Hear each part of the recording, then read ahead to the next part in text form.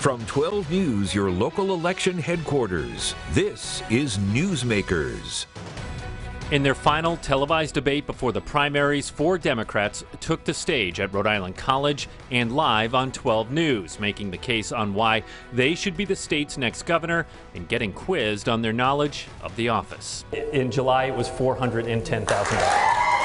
As the calendar inches closer to primary day, was any candidate able to move the needle in their direction? A political roundtable breaks down what you need to know this week on Newsmakers.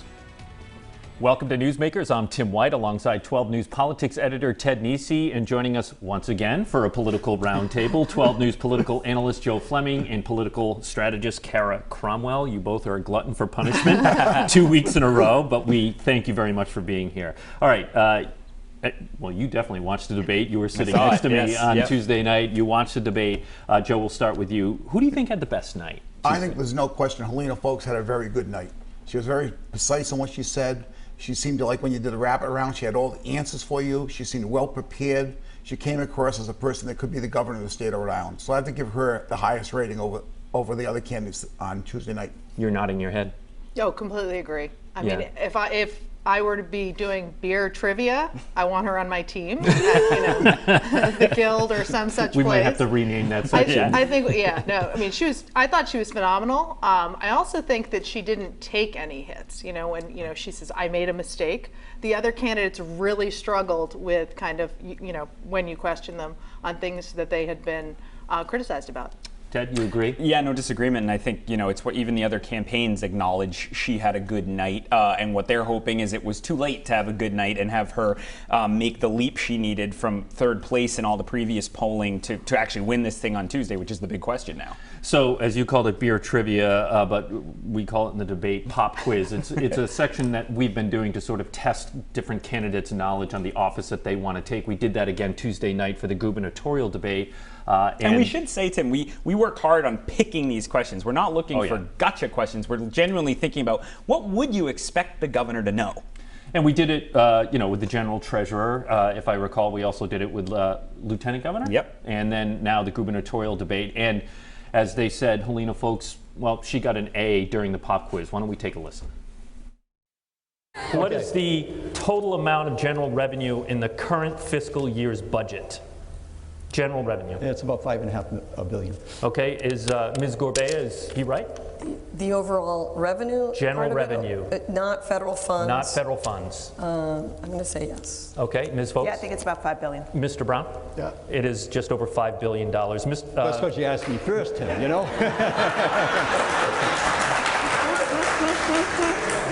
Mr. Brown, we'll go out of order here. What percentage does the state pension plan have to be funded for retired state employees to get back their cost of living adjustments or COLAs? I don't have that in my head right now, Tim. Okay. Yeah. Ms. Gorbea, do you know? No, I don't. Ms. Foulkes, any idea? I think it's 80%. And Mr. McKee? No, that's a question for the treasurer. But okay. The fact that the COLA issue is one that concerns me. I will put in the budget this year something. It is 80%. Ms. Foulkes, every October the state releases the results of the RICAS standardized tests, and last October's results, approximately what percentage of 3rd through 8th graders were proficient in either English language arts or math? You can choose either one. So this has been a very important part of my campaign. What's the answer? So only 33% of kids pass their grade level reading tests and 20% in math. All right, Ms. Gorbea, percentage ELA, percentage math? Yeah, no, I mean, she already answered. Is she right? Yes. Yeah. Mr. McKee? Yes, but understand this. Okay, no. Mr. Brown? No, let's understand okay. that those testings was done. That's a base that we're at. That's not where we have been. It's because of the COVID. I understand, right? Mr. McKee. Ms. Foulkes, you were right. 33% for ELA, 20% for math. Final question, Ms. Gorbea. Look, you talk about yourself as being the housing candidate. Mm-hmm. According to the Rhode Island Association of Realtors, approximately what was the median price of a home in Rhode Island last month? Last month, it would have been around almost $300,000. Mr. Brown? I was going to say 250, 300. Ms. Foulkes? 400,000. And Mr. McKee? I'll guess at 350. In July, it was $410,000. Okay. All right, that was the pop quiz section during Tuesday night's gubernatorial debate. And Kara, you have managed campaigns in the past. You'd be in the wings for these debates, chewing your fingernails as your candidate is on the stage. I have to imagine that's one of those moments that you would dream of for, if you represented a candidate like Helena Foulkes had. Absolutely, and and there's a wide variety of candidates. There's the ones that do debate prep really well and kind of listen and know how to respond in the moment. There are ones that kind of panic and go back to, kind of some old bad talking points. And there are those that think through the question and really answer them. How did you prep your candidates for debates? Extensively. A lot of Q&A, a lot of going back and seeing how the hosts would have done in the past, looking at old debates and saying, okay, in the past they've done this, they've done a lightning round, what do we need to know, what are the top issues? Yeah. So and then a lot about how you come across, right? Because if a candidate has a narrative as being defensive or having a bad tone, you try and undermine that so that people think, oh, well, he wasn't that defensive, or she didn't really sound snarky. Right. Well, Joe, so as we all said, Helena Foulkes generally had a decent night that night, but her big enemy is the clock. Do you think there was enough time? That debate was exactly 1 week from primary night. Right. What we don't know, Tim, is what the polling numbers are showing, because there's been no polling out there. Our poll was a month old, so you can almost throw that out the window. And we should remind people, she was third in that poll. She was third in that poll, a distant third. But in the poll we did a month ago, 21% of the voters were undecided, and another 42% who were supporting a candidate said there's a good chance they can move from one candidate to another. So if she had a good night, she could have moved some people off Dan McKee or Nellie Gorbea or Matt Brown over to her column. The question is, can she move enough? And you're correct. There's only a short window right now. The perception is she has momentum, but we have nothing to back that up at this point. And of course, she's benefiting in part, Tim, because Nellie Gorbea has had one of the most brutal stretches of news cycles we've seen for a major candidate late in the campaign since Frank Caprio in 2010. I mean, these issues with the voting machines, her office insists this wasn't her fault. It was all the Board of Elections' fault and the vendor, but she is the chief elections officer, which she often touts. Not knowing the housing number there, we heard from a lot of people about that who said, but she says she wants to be the housing governor. She doesn't know how much a house costs. Issues with her ads. There's a disclosure issue with the new outside ad for her. Those things start to pile up, especially in a primary where people are tuning in very late. Well, that doesn't only benefit Helena Foulkes. That benefits Dan McKee. Absolutely. I think the big thing that's hard to predict, and I'm glad I'm not on Tuesday night when we're covering, the primary. I'll be out in the field covering candidates. You two will be here making the call on who wins and who loses, and I don't envy that, particularly post-pandemic. More and more people mail ballots. More and more people are out early voting. Before walking on set here, I went to the Board of Elections. They have 21,000 both early and mail ballots. That number is going to increase. Absolutely. So that raises the question, and that's not an insignificant chunk of how many people will turn out for primary. Not in a primary. There's still 8,000 mail ballots outstanding that can come in between now and Tuesday night. There's also today and Monday for early voting. So you may see that number jump up to close to 30,000 people, which is a significant number. Well, and as Joe always points out, you know who casts those votes. The Board of Elections reports that. All the campaigns are getting that data. A well-organized campaign can see every night, did any more of our voters we've identified turn in their ballot? And the question is, did some of these people vote before Helena Foulkes started to get the momentum? If she did, that's not great for her.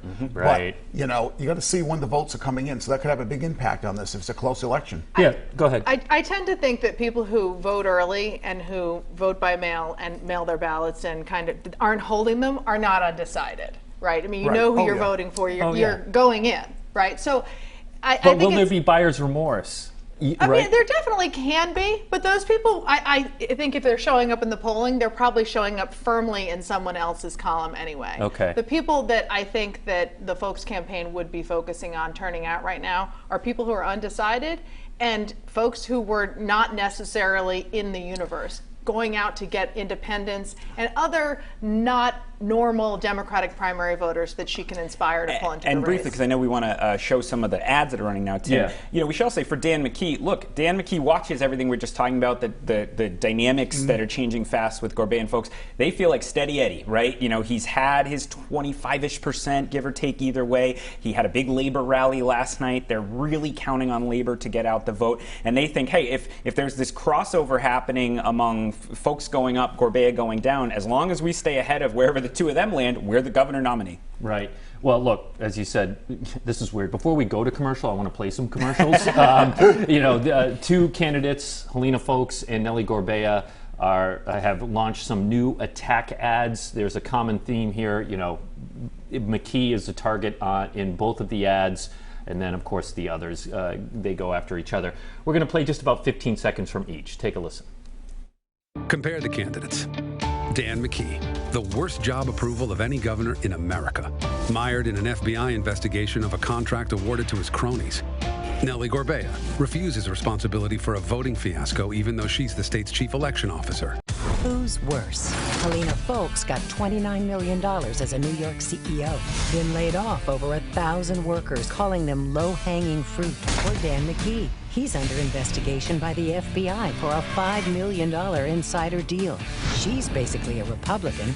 He better lawyer up. We can choose a real Democrat.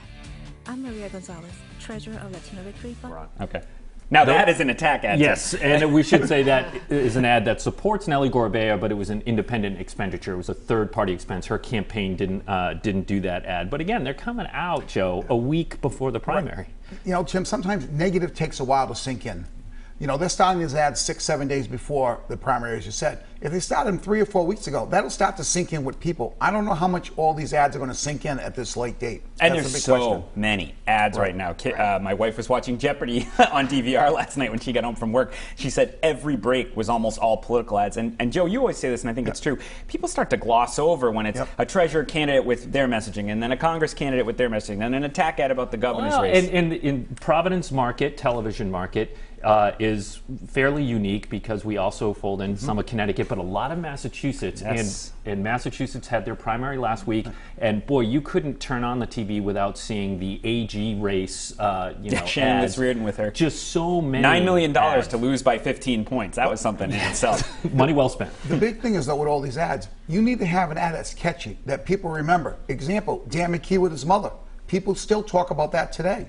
Those are the ads that are more effective, I believe, if people remember what's going on. And they're still airing it. It was in the football game last night. I think it's saturation, too. I mean, so all of these ads... In a bad way? No, in a good way. It's about money and what you're putting into it. Your point about the negative ads starting late, right? If they're not in a strong enough rotation, they're kind of falling off the table anyway. You really have to put money behind something. And you can see it better than we can if you go and look at your books, right? To see exactly who's got money late in the game. Well, and that's the other thing that, Gorbea and McKee, we got their campaign finance reports. They were running very short of cash at the end of this. Helena Foulkes retains the ability, if she wants, she has to actually do it, to write more checks out of her own checkbook from those years as a CEO, as you just saw in that attack ad. So that's the other thing. How much more is she willing to invest if she thinks she's like 2 points away from overtaking Dan McKee or Nellie Gorbea and being the nominee? And it also got negative during the debate. McKee's opponents went after him for the FBI investigation into a controversial education contract awarded by the McKee administration. We do have to go to a break, but when we come back, we're going to play that section of the debate. Stay with us. You're watching Newsmakers. From 12 News, your local election headquarters, this is Newsmakers. Welcome back to Newsmakers and this political roundtable. I'm Tim White alongside Ted Nesi. Joining us once again, Joe Fleming and Kara Cromwell. We are breaking down our 12 News debate from Tuesday night, the Democratic gubernatorial primary debate that was live from Rhode Island College. On the first half of the program, we talked about the pop quiz, which got a lot of attention. I think the other thing that stood out, Ted, was the section on the ILO investigation. It was a marquee moment, as I said on the first half. This is some questions that McKee has been facing about a controversial education contract that his administration awarded to consulting firm ILO Group. This is the section of the debate we like to do on criticisms that each candidate has faced throughout the campaign. We obviously started with ILO Group with Dan McKee. Take a listen. Mr. McKee, this topic has come up a lot, as you know, ILO Group. There's a federal and state investigation into the controversial education contract your administration awarded to consulting firm ILO Group. They're looking into how the deal came together. Now, your office has repeatedly refused to tell us if your administration has been subpoenaed as part of this probe. So please answer it now. Have you or your administration received a subpoena? So I've answered the question about myself. No. Now, as far as the situation in terms of that contract or that ILO agreement, I'm happy to talk about that in more detail if you want. Okay, but has your administration received a subpoena? My administration is dealing with it in terms internally, in terms of the fact that we have someone that's served 5 administrations in our legal. Is that a yes? You can give them a call. Is that a yes? No, that's not. I'm not making comment on that. I'm not going to make comment on that. You can. That'll be handled internally. Do you think the people of Rhode Island have a right to know? I've answered the question about myself, right? No. The answer is no. Do you think the people of Rhode Island have a right to know whether or not your administration has been subpoenaed by the federal government? They have a right to know from me whether I have or not, and I said no. You're not responsible for your entire administration? Of course I am. Okay. The way that it's being handled right now is the way it should be handled, by somebody that has experience relative to the issues, and they don't have to do it. And the fact of the matter is that the explanation that was given, which through a letter, you have it, Tim, the reason that was given, I think is substantial, it's appropriate. You have defended throughout the campaign your handling of the ILO contract. But if it wasn't all that bad, how come the General Assembly passed a law to overhaul the bidding process? Because they felt it was abused. And in fact, Mr. McKee, you signed it. If nothing was wrong, then why agree to change the law that handles these public bids? Well, because I filed a state statute. And the reason that got changed is because we did file a state statute in the procurement process that went underway for the Department of Administration. Remember, I want to just reflect a little bit about where we were on March 2nd, 2021. We were in the state of emergency like we've never seen before. We didn't know whether people were going to get vaccinated. We had 90,000 doses on the shelf when I showed up. We're #1 in vaccination right now. We didn't know whether the economy was going to open up. We didn't know whether people were going to lose their homes, lose their jobs, lose their businesses. Right now, we lead the Northeast in an economic recovery, and we didn't know about a safe opening of our schools. So my urgency there was big. I happen to be brought in as a governor during the largest state of emergency in the history of the state of Rhode Island. I was responsible for the health and welfare for everybody in the state, including the students that went to the schools. Okay. We followed the procurement strategy. The procurement came back with a recommendation. We accepted the recommendation, and then we brought on a ILO group as well as somebody to do the higher ed, the best higher ed opening in the country, I believe, as well as our schools. All right, I'm going to fold in Mr. Brown here. You have repeatedly criticized Mr. McKee on this topic, even recently equating him to the late Buddy Cianci and suggesting Mr. McKee could be indicted. There is no public indication, nor has anyone reported that Mr. McKee is the target of this federal investigation. So it seems your goal is to throw bombs for your political benefit. Is that really responsible for someone that wants to be governor of Rhode Island? I think. Please. So the FBI is not interested in going after staff members. They're interested in people in power and holding them accountable. It wasn't I who decided that there was something that needed to be looked into by the FBI. It was the United States government. And they did make that decision months ago. And they have spent a lot of time investigating Governor McKee's administration. So they think there is something here that needs to be looked at. So that was part of the criticisms section of the debate. We went on to ask Ms. Folks about her time as CEO and some layoffs that happened when she was boss. And then, as you mentioned, the first half with Ms. Gorbea about some voting issues that happened. But look, the focus there, Joe, with Governor McKee was on the FBI investigation. And, you know, I have to say, by not answering it, I wonder if it magnifies the issue. Tim, I think it can. I mean, people are looking for a direct answer if they can get it. I mean, if he said something like, you know, legal counsel has advised me not to disclose this, that we have to wait, and I'm following legal counsel's advice, that would be one answer. But he basically tap danced around the whole thing. He said, I have not received one, but I'm not talking about my administration. It almost sounds like, well, maybe they did get one. Right. You know, so it doesn't look good for him. I mean, he's had two big problems, that issue and the Tidewater issue right now. So, I mean, he needs to be very direct with these answers, I believe, and I don't think he was Tuesday night. Carol, what was your take on that moment? Yeah, no, he needed to be crisper, and I think he could have been. Yeah. And I think that debates have this opportunity, with some folks to send them this way, and I think it can hurt candidates. And this could be one of those times for both McKee and Gorbea where they could have been hurt by this debate. So, Ted, we're entering the final stretch, just days away from the primary.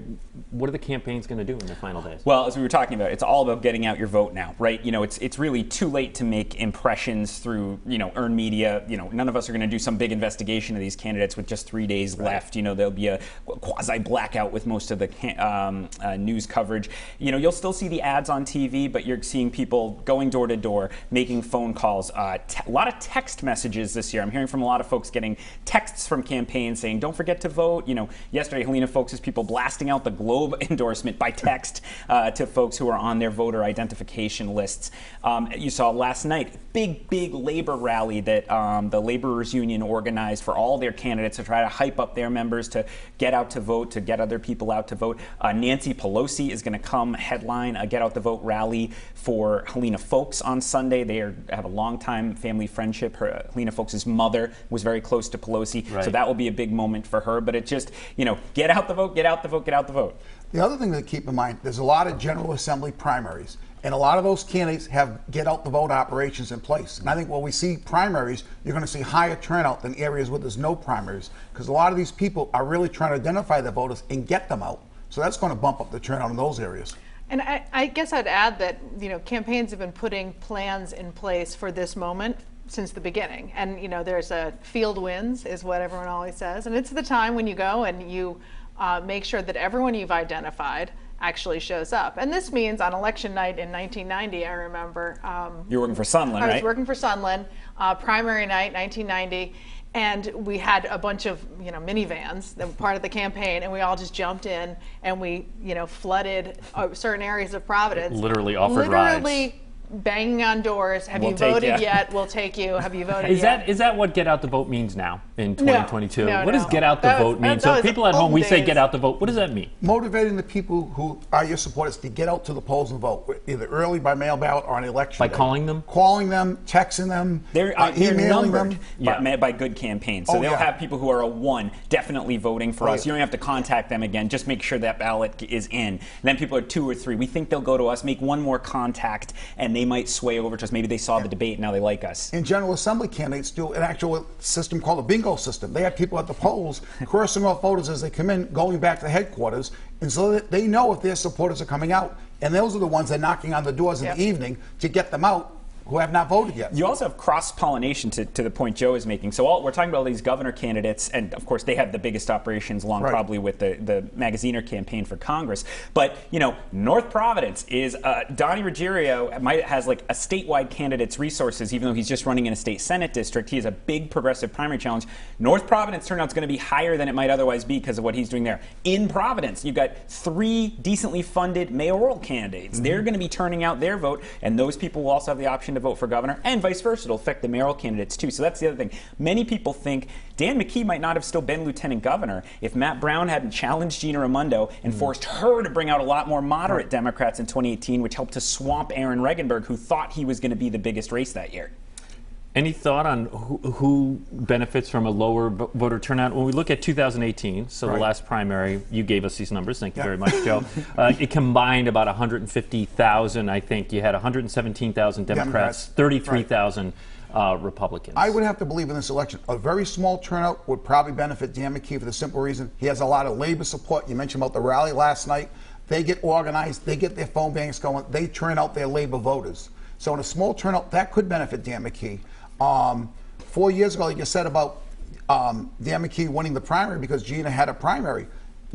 again, labor had less impact at that point. The bigger the turnout, the better it is. The folks people are also quietly very hopeful about their field operation. They have a guy named Jonathan Blair who managed Raimondo's campaign in 2018. He's one of those operatives who doesn't like to talk to reporters, but he does his dark arts of, you know, who he thinks they need to identify behind the scenes. And this is a real test for Blair's sort of theory of we call it how digital. Yeah, right. It's not dark art. Yeah, whatever. Just be digital. I came out of newspapers. Witchcraft. Yeah, exactly. So, you know, we're kind of getting a test of these different approaches to getting out the vote. Yeah. So were you a sorcerer when you were working on a campaign then? No, I'm a paper and pencil kind of girl. But I did, you know, I appreciate the fact that there are people who can go deep into the numbers and say, okay, look, there's a competitive town council race in Barrington. I'm throwing that out. I don't think that's the case necessarily. Yeah. But, and that's going to help us draw these folks. So let's make sure that we're turning out those voters on that. Real quick, Joe. I was going to say one note for the viewers on Tuesday night is keep in mind, we don't know when the absentee ballots or the early voting is going to be dumped in. So you might see one person with a big lead, but when 30,000 more votes come in, it could all change as the night goes on. And remember, 100% might not mean 100% of the precincts. votes. That might just mean day of precincts. And so you'll want to watch 12 News, Tim, of course. Well, that's a great segue. Tuesday, September 13th is primary day. We'll bring you in-depth coverage every newscast and on WPRI.com. Live updates as soon as the polls close. And we're going to have a special night show at 9 o'clock on Channel 12. Don't miss that. Joe will be there. Ted, you guys will be nice and comfy in the studio. I'll be out in the field running around like I like to do. You'll be at home in pajamas. I'll be probably eating ice cream. She'll be texting me catcalls about when I mess something up. All right. Ted Nesi, Joe Fleming, Kara Cromwell, thanks so much. Thank you for watching. We'll see you next week on Newsmakers.